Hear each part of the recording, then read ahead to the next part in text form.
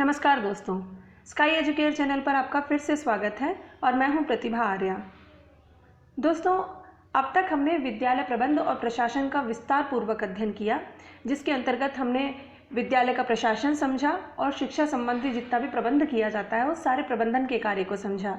साथ ही हमने जाना कि भारत देश में और राजस्थान के अंतर्गत शिक्षा से संबंधित कितनी संस्थाएं हैं जो कार्यरत है, कितने इसके लिए उपक्रम लगाए गए हैं और साथ ही कितने कार्यक्रम और योजनाएं इसके अंतर्गत चलाई गई हैं, उन सभी का हमने विस्तार पूर्वक अध्ययन किया। अब हम अध्ययन करेंगे इसी क्षेत्र में शिक्षा के नवाचारों का। अब ये शिक्षा के नवाचार क्या हैं? दोस्तों, शिक्षा प्रक्रिया को समुन्नत बनाने के लिए, सरल बनाने के लिए, अधिक सुग्राही बनाने के लिए जिन भी नई तकनीकियों का, नए आयामों का और नए परिवर्तनों का प्रयोग किया जाता है वे सभी शिक्षा के नवाचार कहलाते हैं। नवाचार यानी कि नवीन चीज़ों को ग्रहण करके शिक्षा प्रक्रिया को और सरल और प्रभावी बनाना ही शिक्षा में नवाचार है। इस शिक्षा के नवाचार में सबसे पहले हम पढ़ेंगे ई गवर्नेंस। अब ई गवर्नेंस क्या है? दोस्तों, भारत एक प्रजातांत्रिक देश है और समस्त प्रजातांत्रिक देश के अंतर्गत इतने सारे राज्य, इतने सारे जिले, गांव, तहसील, इनके अंतर्गत सरकार के कामों को पहुंचाना और पहुंचा कि नहीं इसकी सूचना प्राप्त करना, यानी कि सूचनाओं का एक लंबा जाल है जिसकी बहुत लंबी हायरार्की या नौकरशाही हो जाती है। इस नौकरशाही और इस विलंब को दूर करने के लिए सरकार ने एक कार्यक्रम चलाया है जिसे कहते हैं ई गवर्नेंस। या साधारण भाषा में कहें तो सरकार और जनता इनके बीच सूचनाओं के आदान प्रदान को सरल बनाने के लिए, सरकारी कार्यों की सूचना देने के लिए जब हम इंटरनेट या किसी भी प्रकार के प्रौद्योगिकी का प्रयोग करते हैं, इसे हम ई गवर्नेंस कहते हैं। अर्थात सरकारी कार्यों में अधिक से अधिक तकनीकी का प्रयोग करना, सूचना प्रौद्योगिकी का प्रयोग करना ही ई गवर्नेंस है। अब ई गवर्नेंस में क्या होता है? एक तो सूचनाएं बहुत ही जल्दी पहुंचती है, अविलंब, बिल्कुल भी देरी नहीं होती। दूसरी बात है न्यूनतम लागत में पहुंचती है। हम जानते हैं दोस्तों, जब भी स्पीड की बात होती है, तीव्र गति की बात होती है, तो सबसे पहले हमारे सामने एक ही चीज़ आकर खड़ी होती है, वो है इंटरनेट। तो इंटरनेट एक ऐसा माध्यम है जिससे न केवल सूचनाएं बल्कि ज्ञान का भी बहुत अच्छा संचरण होता है। तो सरकार, साथ में विभाग के साथ जनता, इन तीनों के मध्य संचार का सुगठित जो कोई साधन है इस समय में वो इंटरनेट है। तो इसी प्रकार सरकार ने इन सारी सूचनाओं को इंटरनेट से जोड़ दिया है। इसकी वजह से ये सूचनाएं अविलंब भी आती हैं। दूसरी बात, इनकी लागत भी बिल्कुल न्यूनतम आती है। तो इस प्रकार एक प्रजातांत्रिक शासन में सूचनाओं को अविलंब और न्यूनतम लागत पर जनता को उपलब्ध करवाना सरकार की जिम्मेदारी है और इस अवधारणा को सरकारी क्षेत्र में यूज़ कर लिया गया है, प्रयोग कर लिया गया है। तो ये एक यथार्थ रूप में इनकी योजनाओं की परिणति हो गई है। इसलिए इसे हम कहते हैं ई गवर्नेंस, या हिंदी में हम अगर इसे कहें तो ई प्रशासन। अब ये जो ई प्रशासन है, इसके अंतर्गत मूल रूप से एक तो काम होता है, ये तीव्र गति से सुविधाजनक तरीके से सूचना पहुँचाती है। दूसरी बात ये किसी भी प्रकार की सूचना पहुँचाने में सक्षम है। और तीसरी बात ये है कि न केवल जनता की बल्कि सरकार की भी पारदर्शिता इससे बनी रहती है कि जो कार्य सरकार ने वादे किए थे करने के लिए वर्तमान में वो कितने हो रहे हैं और इतने समय तक उसकी क्या प्रगति है, ये कोई भी जनता का व्यक्ति उनकी विभागों की वेबसाइट पर जाकर दे सकता है। अब ये जो ई गवर्नेंस है ये क्या कार्य करता है, किस मॉडल पर है? तो ये बताया गया है कि ये जो कार्यक्रम है ये पीपीपी मॉडल पर कार्य करता है। पीपीपी मॉडल का मतलब होता है पीपल्स पार्टिसिपेशन प्रोग्राम, यानी कि जितने भी कार्यक्रम हैं सरकार के उनमें जन सहभागिता को लागू करना। जन सहभागिता यानी कि सरकार के समस्त योजनाओं में हर एक आम जन की सहभागिता हो, यानी कि वो उन्हें देख सके, उन्हें परख सके और उनको शिकायत कर सके कि अमुक अमुक विभाग का कार्य ठीक नहीं चल रहा। लेकिन इन सब की सूचनाएं उसे कहाँ से मिलेगी? तो इसका उत्तर है कि हमने ई गवर्नेंस के ज़रिए सरकार के प्रत्येक विभाग की एक वेबसाइट बना दी है और वेबसाइट बना करके उससे सीधा जनता को जोड़ा है। अब इसमें जनता को किस प्रकार जोड़ा है, आइए इसका अध्ययन करते हैं। दोस्तों, ये जो ई प्रशासन है ये नागरिकों को सेवा प्रदान करने, व्यावसायिक उद्यमों में परस्पर कार्य करने में तीव्रता हो, सुविधाजनक हो, पारदर्शी हो, साथ ही सरकार और सरकार की विभिन्न एजेंसियों के मध्य जो संचार का काम करता है, सूचनाओं को आदान प्रदान करने का कार्य करता है, वो होता है ई प्रशासन। अब ये ई प्रशासन या ई गवर्नेंस कैसे बना, इसके लिए 4 चरणों में इनका कार्य किया गया। ये 4 चरण निम्नलिखित है। पहला कंप्यूटरीकरण, दूसरा नेटवर्किंग, तीसरा ऑनलाइन उपस्थिति और चौथा ऑनलाइन संपर्क। अब ये किस किस प्रकार कार्य करते हैं, आइए इन्हें समझते हैं। सबसे पहला ये है कंप्यूटरीकरण, यानी कि पहले चरण में, यानी ई गवर्नेंस को स्थापित करते समय पहले चरण के अंतर्गत बड़ी संख्या में सभी जितने भी कार्यालय हैं उन सबका पर्सनल कंप्यूटर स्थापित किए गए, यानी कि सरकार के सभी विभागों में कंप्यूटर स्थापित किया गया और उसके अंतर्गत संबंधित विभाग के समस्त डेटा, समस्त सूचनाएं उसके अंतर्गत इकट्ठी की गई। दूसरा इसका चरण था नेटवर्किंग। नेटवर्किंग, इस चरण में विभिन्न सरकारी संगठनों और उनकी यूनिट को परस्पर हब से जोड़ा गया, यानी कि प्रत्येक विभाग दूसरे विभाग से आपस में इंटरकनेक्ट हो सके, इस प्रकार नेटवर्किंग हब जोड़ा गया। हर एक विभाग अपने विभाग की सूचना दूसरे को दे सके और दूसरा विभाग उनकी सूचना मंगवा सके, इस प्रकार आपस में इनको नेटवर्क से जोड़ दिया। इसके बाद जितने भी सरकारी संगठन थे उनकी यूनिट को आपस में जोड़ दिया गया। इसके बाद तीसरी चीज़ आती है ऑनलाइन उपस्थिति। इसके अंतर्गत उन्होंने क्या किया कि जितनी भी सरकारी संगठन और संस्थाएं थी उन्होंने अपनी वेबसाइट का पेज बनाया और उस पेज में अपने संगठन की सारी संरचना लिखी, संपर्क जितने भी हैं उनके कॉन्टैक्ट्स, उन सब के ब्यौरे लिखे, उसमें रिपोर्ट्स लिखी कि हमारे द्वारा जितने भी काम किए गए प्रति वर्ष, प्रति तिमाही और 6 माही उनकी क्या क्या रिपोर्ट है। इसके बाद उसका क्या उद्देश्य है उस संगठन और उस विभाग का। उद्देश्य के बाद ये बताया कि संगठन के द्वारा उन उद्देश्यों को प्राप्त करने के लिए किस प्रकार के कार्य किए गए और कार्य करने के बाद उनकी सारी सूचनाओं को इस ऑनलाइन उपस्थिति, हमने ये कार्य किए और ये हमारी वर्तमान में स्थिति है। जैसे कि हम बात करें एक विद्यालय की, कि विद्यालय के पास सरकार के द्वारा प्रोजेक्ट आया कि सभी बच्चों को खेलने के लिए खेल का मैदान होना चाहिए, तो इसका मतलब विद्यालय खेल का मैदान बनाएगा, मैदान बनाकर फ़ोटो खींचेगा बच्चों को खिलाते हुए, उसके बाद वेब पोर्टल पर डालेगा, उसकी मॉनिटरिंग फिर राज्य सरकार द्वारा की जाएगी।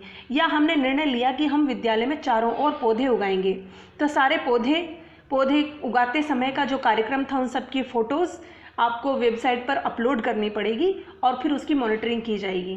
फिर इंस्पेक्शन के दौरान जिनकी हमें फ़ोटो दिखाई गई थी वो दिखने भी चाहिए। इस प्रकार किसी भी विभाग, एक छोटा सा शिक्षा विभाग का मैंने उदाहरण दिया, इसके अतिरिक्त जितने भी विभाग हैं उनके पहले उद्देश्य लिखे जाएं। उद्देश्य के बाद संगठन ने उन उद्देश्यों को प्राप्त करने के लिए क्या क्या कार्य किया वो सब इस वेब पोर्टल पर होना चाहिए। उसके बाद राज्य सरकार इसकी मॉनिटरिंग करता है। इसके पश्चात आता है ऑनलाइन परस्पर संपर्क। इसके अंतर्गत दोस्तों ऑनलाइन उपस्थिति से सारे संगठन और नागरिकों के मध्य जो संप्रेषण प्रारंभ हो जाता है। इस चरण में जो मुख्य लक्ष्य डाउनलोड करने योग्य जितना भी डेटा है या प्रपत्र है, आदेश हैं, अधिनियम है, उन सबको आदान प्रदान कर सकते हैं। इसके अलावा जो वैयक्तिक दूरी है एक विभाग से दूसरे विभाग की, वो दूर होती है। साथ में एक ट्रांसपेरेंसी जिसे कहते हैं पारदर्शिता बनी रहती है हर एक विभाग की।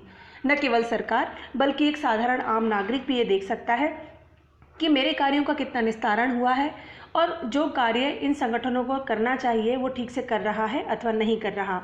प्रजातांत्रिक भारत में ई गवर्नेंस एक बहुत उत्तम कार्य कर रहा है। तो इस प्रकार पहले प्रत्येक विभाग का कंप्यूटरीकरण किया गया, फिर उन्हें नेट से जोड़ा गया। नेट से जोड़ने के बाद प्रत्येक विभाग की उपस्थिति और उसके कार्यों को ऑनलाइन उपस्थित किया गया। इसके पश्चात प्रत्येक विभाग आपस में एक दूसरे से ऑनलाइन संपर्क कर सके, सरकार विभागों से संपर्क कर सके और एक आम जन सरकार की सभी योजना और उनके विभागों से पर्सनली व्यक्तिगत रूप से रूबरू हो सके और उन्हें देख सके।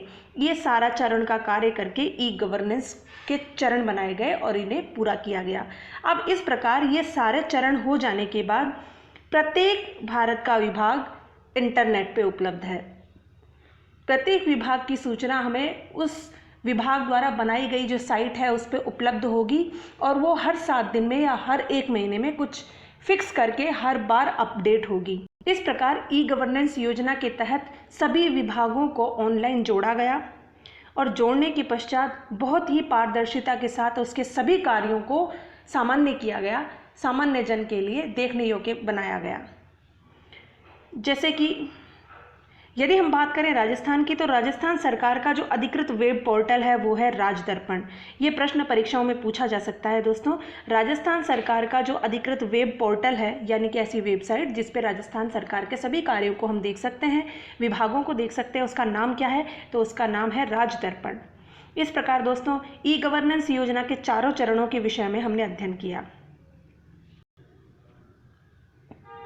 इसके बाद अध्ययन करते हैं दोस्तों कि जो ई गवर्नेंस है ये कितने प्रकार का होता है, किस किस प्रकार से कार्य करता है। तो जो ई गवर्नेंस है इसमें भी कई प्रकार है।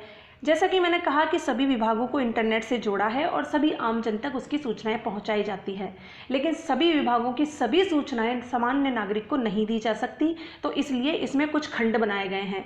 तो ई गवर्नेंस के प्रकारों में सबसे पहले हम अध्ययन करेंगे G2G, यानी कि गवर्नमेंट टू गवर्नमेंट, यानी सरकार से सरकार। जब सूचना और सेवाओं का आदान प्रदान सरकार की परिधि में ही होता है तो इसे G2 इंटरकनेक्शन कहा जाता है, यानी कि यह विभिन्न सरकारी संस्थाओं, राष्ट्रीय, राज्य और स्थानीय संस्थाओं के बीच इकाइयों के मध्य जो कार्य करता है। यानी कि जैसा कि हमने कहा कि सभी विभागों को इंटरनेट से जोड़ा गया है, तो इंटरनेट से सभी आम जन को सारी विभागों की कुछ वैयक्तिक जानकारियां भी प्राप्त न हो जाए, इसके लिए ई गवर्नेंस के कुछ विभाग किए गए हैं। इसमें सबसे पहला विभाग हमने पढ़ा है ई गवर्नेंस का गवर्नमेंट टू गवर्नमेंट। कुछ ऐसे आंकड़े, कुछ ऐसे तथ्य, सूचनाएं होती हैं जिन्हें सरकार के मध्य ही रखना होता है, तो इसके लिए ई गवर्नेंस का पहला प्रकार है जिसके अंतर्गत सूचनाएं केवल सरकार से सरकारी विभागों, उसकी इकाइयों के मध्य ही रहती है, चाहे वो राष्ट्रीय हो, राज्य हो या स्थानीय स्तर की कोई संस्था हो। इसके बाद अध्ययन करते हैं दोस्तों दूसरा G2C, यानी गवर्नमेंट टू सिटीजन। इसके अंतर्गत यह सरकार और आम जनता के बीच बातचीत को G2C कहते हैं। यहाँ एक प्रक्रिया सरकार और नागरिकों के बीच स्थापित की गई है, जिससे क्या होगा कि नागरिक विभिन्न प्रकार की सार्वजनिक सेवाओं तक पहुँच सकेगा और नागरिकों को किसी भी प्रकार का समय नहीं लगेगा, कहीं भी सरकारी नीतियों पर अपने विचार और शिकायतों को साझा कर सकता है। तो सभी सरकारी विभागों का ये जो सामाजिकरण किया है, ये लोकतांत्रिक देश की बहुत उत्तम व्यवस्था है और एक मजबूत कड़ी है। इसके बाद हम बात करते हैं ई गवर्नेंस के तीसरे प्रकार, जिसका अर्थ है G2B, यानी गवर्नमेंट टू बिजनेस। सरकार की कुछ ऐसी सूचनाएं, कुछ इस प्रकार के आदान प्रदान होते हैं जो सरकार से बड़े बड़े उद्यमियों के बीच में जाते हैं, जिससे सरकार की जो नीतियां हैं, सरकार के जो विभिन्न कार्य हैं, उनके मध्य तालमेल हो सके। इसके अंतर्गत इसमें ई गवर्नेंस बिजनेस क्लास को सरकार के साथ सहज तरीके से बात करने में मदद करता है। उसका उद्देश्य व्यापार के माहौल और सरकार के साथ बातचीत करते समय पारदर्शिता स्थापित करना होता है, यानी कि प्रत्येक उद्यमी को ये पता हो कि उसे किस प्रकार से व्यवसाय करना है, कि उसमें सरकारी हस्तक्षेप ना हो या सरकार के द्वारा रोक टोक ना हो।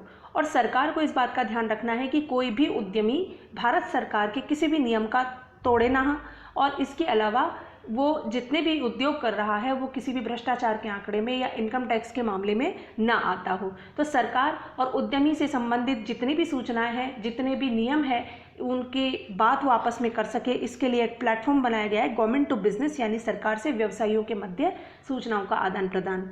ई गवर्नेंस का चौथा प्रकार है गवर्नमेंट टू एम्प्लॉय, यानी सरकार से कर्मचारी के मध्य। यानी सरकार से कर्मचारी, किसी भी देश की सरकार सबसे बड़ी नियोक्ता है और इसलिए वह नियमित आधार पर कर्मचारियों के साथ कार्य करती है। यह सरकार और कर्मचारियों के बीच बहुत ही कुशलता और तेजी से संपर्क बनाने में मदद करता है, साथ ही उसके लाभों को बढ़ाकर और संतुष्टि के स्तर तक मदद करता है, यानी कि सरकार व्यवसायी की उत्तम प्रकार से मदद कर सके और जो कर्मचारी है वो बहुत ही संतुष्ट तरीके से सरकारी काम कर सके और समय समय पर उसका और सरकार की नीतियों का उत्तम प्रकार से निस्तारण कर सके। इस प्रकार ई गवर्नेंस के इन चारों प्रकारों से जनता के हर पक्ष का समाधान हो जाता है, चाहे वो आम नागरिक हो, वो कोई सरकार के मध्य की कड़ी हो, या फिर कोई व्यवसायी हो, या सरकारी सेवा में ही काम करने वाला कर्मचारी हो। प्रजातांत्रिक भारत में ई गवर्नेंस की ये व्यवस्था बहुत ही उत्तम प्रकार से की जा रही है। अब इससे संबंधित राज्य में कौन कौन से कार्यक्रम हैं, आइए उनका अध्ययन करते हैं। सबसे पहला कार्यक्रम है ई गवर्नेंस के अंतर्गत स्वान कार्यक्रम। इसे स्वान कहते हैं, SWAN, स्वान कार्यक्रम, जिसका कि फुल फॉर्म है, जिसका कि विस्तार है स्टेट वाइड एरिया नेटवर्क। दोस्तों, स्टेट वाइड एरिया नेटवर्क के अंतर्गत क्या होता है कि ये नेटवर्क केंद्रीय परियोजनाओं को सुगम तरीके से जोड़ने और उन्हें सुविधाजनक बनाने के लिए कनेक्टिविटी प्रदान करता है। यानी कि ये इस प्रकार का नेटवर्क है जो सरकार से जितनी भी सेवाएं आती है वो राज्य सरकार तक बहुत उत्तम प्रकार से आ पाए, साथ ही सरकार उन्हें अच्छे से समझ पाए और अपने सारे जितने भी संशय भ्रम है वो इसमें जाकर के पूरा कर सके। ये स्वान प्रोग्राम है जो कि केंद्रीय स्तर की समस्त योजनाओं को राज्य स्तर के कर्मचारियों तक उत्तम प्रकार से पहुंचाती है। इसके बाद आता है SDC, स्टेट डाटा सेंटर। इसके अंतर्गत उसके द्वारा राज्य सरकार से संबंधित विविध आंकड़ों का संकलन किया जाता है। यानी कि केंद्र सरकार किसी भी राज्य का डेटा अगर देखना चाहे तो वो इसमें आकर के देख सकती है, इस कार्यक्रम के दौरान और इस सॉफ्टवेयर में आकर के देख सकती है। इसके बाद बात करते हैं ई गवर्नेंस के अगले कार्यक्रम जिसका नाम है NKN यानी नेशनल नॉलेज नेटवर्क। इसके अंतर्गत राष्ट्रीय स्तर पर तीव्र गति से डाटा उपलब्ध करवाने हेतु इस नेटवर्क की स्थापना 2008-9 के अंतर्गत की गई है। अब इससे क्या होता है, राष्ट्रीय स्तर पर तीव्र गति से ये डेटा उपलब्ध करवा सकती है। यानी कि सरकार जो राष्ट्रीय स्तर की सरकार है वो पूरे संपूर्ण देश में किसी भी जिले, गांव, तहसील की यदि किसी भी प्रकार की सेवा है उसको इंटरनेट के जरिए तुरंत मिल सकती है। तो सूचनाओं का एक उत्तम जाल इसके द्वारा बिछाया जाता है। इसके पश्चात आता है KCC यानी किसान कॉल सेंटर। इसके अंतर्गत 2002 अप्रैल के अंतर्गत इसकी स्थापना की गई और किसानों को खेती संबंधी जितनी भी जानकारी है और उनकी समस्याएं हैं उन सभी का निस्तारण करने के लिए इसकी स्थापना की गई है। इसके पश्चात आती है E-पे यानी जो SBI है, स्टेट बैंक ऑफ इंडिया, उसने 14 मार्च 2014 को विभिन्न प्रकार के भुगतान ऑनलाइन सुविधा प्रदान कर दी और इस योजना के द्वारा घर बैठे हम विभिन्न चीज़ों का भुगतान कर सकते हैं। अध्ययन करते हैं हम ई गवर्नेंस के लाभ। ई गवर्नेंस के लाभ क्या क्या हैं? इसके अंतर्गत सबसे पहला लाभ है कि कार्य तेजी से होता है।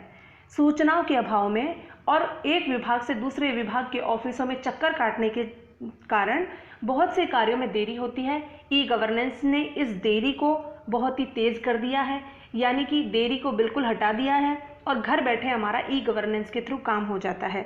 इसके पश्चात है संप्रेषण की लागत कम है। एक विभाग की सूचना मंगवाने के लिए या तो व्यक्ति भेजें या हम डाक विभाग के द्वारा कोई भी काम करें तो उसमें काफ़ी समय लगता है, लेकिन अभी वर्तमान में किसी भी प्रकार की समस्या को कुछ उंगलियां दबा करके हम ले सकते हैं, तो संप्रेषण की लागत भी बहुत कम आती है। इसके बाद आता है सरकारी कार्यों की पारदर्शिता। हमारे द्वारा चुनी गई सरकार ने अपने वादों के मुताबिक कार्य किए हैं या नहीं, हमारी प्रगति के विषय में क्या कार्य चल रहे हैं, जो चल रहे हैं उनमें क्या प्रगति है, इत्यादि विषयों की जानकारी हमें ई गवर्नेंस की विभिन्न वेबसाइट्स के जरिए हो जाती है। अगला है कर्मचारियों की कमी को पूरा करता है। सरकारें जब भी कर्मचारियों की कमी से जूझती है, ऐसे में इंटरनेट और ई गवर्नेंस की सहायता से विभिन्न प्रकार की जितनी भी कमियां हैं वे सारे कार्य कंप्यूटर के द्वारा निस्तारित किए जाते हैं। उनके द्वारा बनाई गई वेब पोर्टल और सॉफ्टवेयर के द्वारा ये काम बहुत ही तीव्रता से किए जाते हैं, यानी कि एक एक सॉफ्टवेयर से लोगों की कमियों को दूर करता है। इसके पश्चात क्योंकि सभी प्रकार के डेटा, सभी प्रकार की सूचनाएं इंटरनेट पे मौजूद हैं, सामाजिक रूप से मौजूद हैं, सार्वजनिक, इसके कारण कोई भी अधिकारी भ्रष्टाचार करने में कतराता है, जल्दी से भ्रष्टाचार नहीं करता और इसलिए भ्रष्टाचार में उनकी पारदर्शिता के कारण कमी आती है। दोस्तों, इस प्रकार शिक्षा के नवाचारों के अंतर्गत सबसे पहला टॉपिक यानी कि ई गवर्नेंस का हमने अध्ययन किया। आपको ये वीडियो कैसा लगा हमें कमेंट बॉक्स में लिख करके